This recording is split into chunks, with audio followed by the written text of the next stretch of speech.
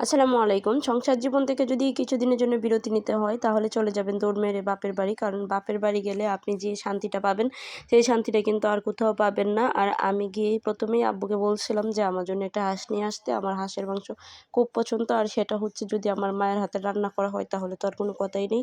তো যেই কথা সেই কাজ।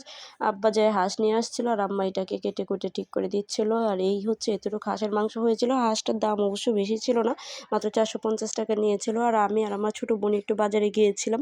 এসে দেখি যে আমার আম্মু হাঁসটা হচ্ছে রান্না করে ফেলছে।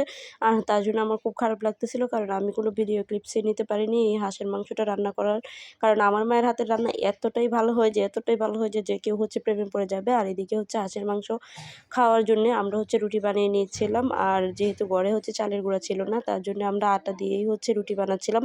আর রুটি বানাতে গিয়ে একটা কথা মাথায় আসলো যে, রুটি বানানোর যদি কোনো কনটেস্ট করা হয়, তাহলে কিন্তু একদম মানে চোখ বন্ধ করে বরিশালের মানুষ হচ্ছে বিজয়ী হবে। কারণ তারা এত সুন্দর করে হচ্ছে রুটিগুলা বানায়।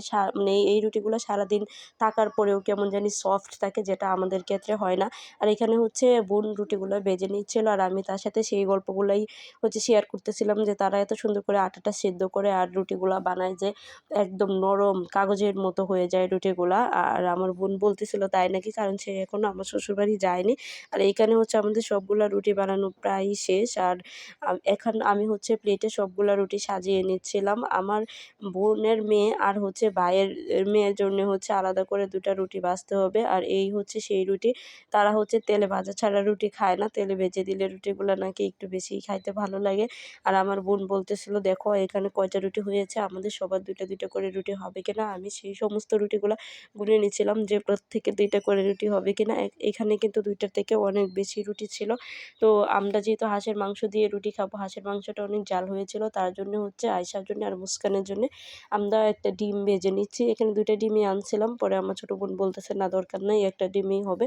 আর সে হচ্ছে ডিম ভাজতে ২ বোনের পেটে জমানো যত কথা ছিল সব কথাই বলতেছিলাম। দাঁড়িয়ে আমি অনেক দুষ্টুমিও করতেছিলাম আর তার রান্না করার হাত দেখতেছিলাম। আমার ছোট বোনের রান্না করার হাতও কিন্তু মাশাআল্লাহ অনেক ভালো। আর এদিকে সে বলতেছিল যে, "তাহলে তুমি একটা কাজ করো, তরকারিটা বাটিতে উঠিয়ে রাখো।" আর আমি তাই করতেছিলাম। দেখে হচ্ছে হাঁসের মাংসতে মেক্সিমাম হচ্ছে হাড্ডি বেশি থাকে। আর আমি মাংসগুলা খুঁজতেছিলাম যে মাংস-টাংস আছে কিনা। আর এই হাড্ডিগুলা উঠিয়ে নিচ্ছিলাম। আর এখন আমরা সবাই একসাথে খাবো। একটা মজার কথা হচ্ছে যে, যাদের জন্য ডিমটা ভেজেছিলাম তারা কিন্তু ডিম খায়নি। এই যে দেখেন কি অবস্থা। এটা হচ্ছে আয়েশা বুড়ি। আয়েশা বুড়ি হচ্ছে মাংসের ঝোল দিয়ে রুটিটা খাচ্ছে। আমরা এইখানে সবাই খাচ্ছিলাম। তরকারির কালারটা দেখছেন মাশাআল্লাহ খুবই সুন্দর হয়েছিল। আর তরকারিটা এত বেশি টেস্ট হয়েছিল